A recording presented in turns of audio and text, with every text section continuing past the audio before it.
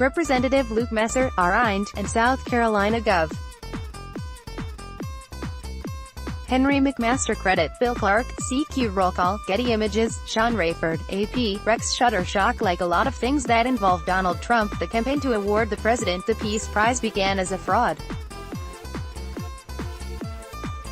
On February 27, the Nobel Committee announced that someone had forged the nomination for Trump to win the award, while also noting for the first time that the same thing happened last year. The committee referred the forgeries to Oslo police, whose investigators contacted the FBI, suggesting that the forgeries came from the United States. A little over a week later, Rep. McMaster from Indiana released a statement floating the idea in earnest on account of Trump's much-hyped negotiations with Kim Jong-un. If North Korea talks lead to concrete action, President Trump should be well on his way to his own Nobel Peace Prize, he wrote, adding that Obama received his Peace Prize in 2009 for being a charming presidential candidate, but merely voicing support for Trump to bring home the prize wasn't enough for some Republicans.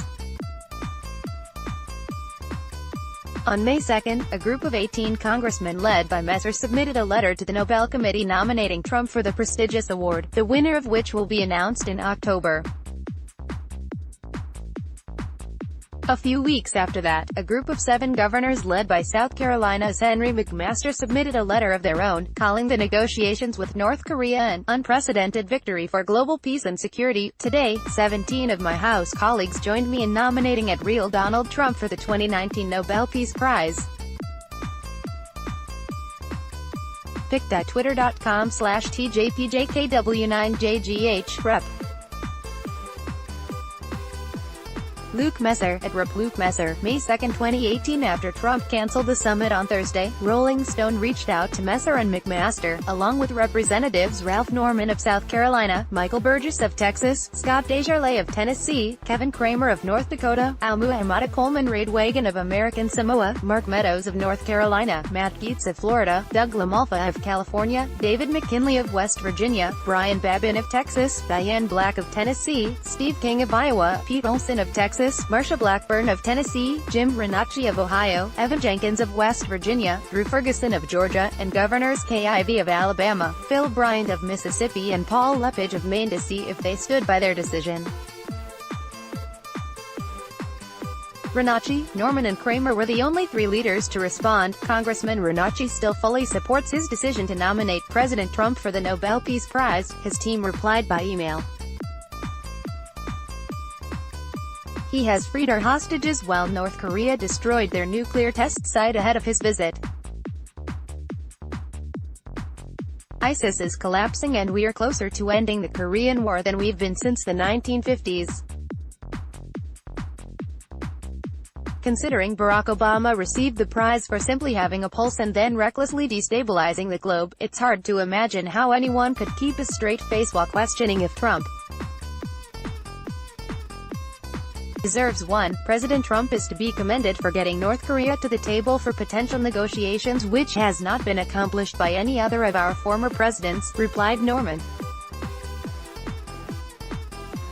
One of the greatest attributes of President Trump is his willingness to walk away if the deal is bad for America. Just because it didn't happen now, does not mean it will not happen in the future. If and when it does happen, the president will deserve the Nobel Peace Prize and I'm proud of signing on to the recommendation and yes it will remain. The comment from Cramer's representative as to whether the North Dakota congressman still supports Trump's nomination was a little more succinct. Yes he does. The campaign to make Trump a Nobel laureate intensified in late April after Kim Jong-un met with South Korean President Moon Jae-in. The summit between the adversarial leaders was a historic step toward peace, and many credited Trump's aggressive posture toward the country. Senator Lindsey Graham said on Fox News that the president deserves the Nobel Peace Prize if the 2 Koreas were to reach an agreement. Several other Trump allies gladly hopped on board the bandwagon, including Laura Ingraham who, like Messer, cited Obama. When will we see the headline, "Trump ends the Korean War"? Unlike Obama, he actually deserves the Nobel Peace Prize. At Real Donald Trump, Laura Ingraham, at Ingraham Engel, April 27, 2018. A few days later, while Trump was speaking at a campaign rally in Michigan, the crowd started chanting, "Nobel! Nobel! Nobel!" after Trump brought up talks with North Korea. South Korean President Moon felt similarly. President Trump should win the Nobel Peace Prize, he said, according to a Blue House official. "What we need is only peace." Trump didn't object, of course. "Everyone thinks so, but I would never say it," Trump told reporters when asked if he thinks he should win the Nobel Prize. "You know what I want to do. I want to get it finished. The prize is victory for the world. Not ever for here. I want victory for the world, because that's what we are talking about. So that's the only prize I want, is Prez. Trump deserved the Nobel Prize? Everyone thinks so, but I would never say it," he says. "The prize I want is victory for the world." https://t.co/nikwioifepik.twitter.com/gbfoxd6s ABC News, at ABC, May 10, 2018. The premature calls for Trump to win the Nobel Prize were not unrelated to relations unraveling. Trump and his allies seem to have viewed the summit largely as a means to garner positive press, and the "mission accomplished" vibe put forth by the administration signaled a lack of respect for the gravity of the situation. In the end, like so many other aspects of Trump's career both inside and outside the White House, the move toward diplomacy was a lot of bluster and not much substance. White House wasn't able to project a unified front as to how to approach the negotiating table, and Trump reportedly wasn't even interested in receiving briefings on North Korea's nuclear capabilities.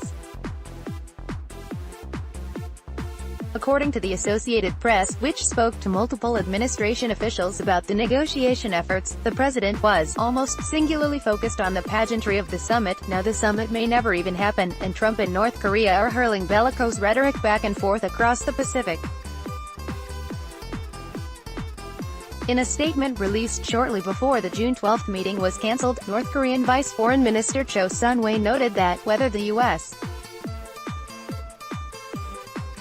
will meet us at a meeting room or encounter us at nuclear-to-nuclear showdown is entirely dependent upon the decision and behavior of the United States. Trump fired back in his letter canceling the summit, writing that America's nuclear capabilities are so massive and powerful that I pray to God they will never have to be used.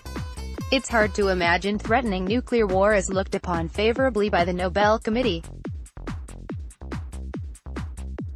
Following Trump's nixing of the meeting, North Korean Vice Foreign Minister Kim Gwan released a statement saying that North Korea is ready to meet at any time. This is a good sign, but if America learned anything from how quickly the June 12 summit fell apart, it's that diplomacy with a volatile foreign adversary should be approached with caution, and commentators shouldn't prematurely heap praise on the president before any real progress. The art of the deal, baby. https://t.co/fcrqvwc4v, Donald Trump Jr. At Donald J. Trump Jr., May 25, 2018 or not. This post will be updated if and when more leaders respond to our request for comment.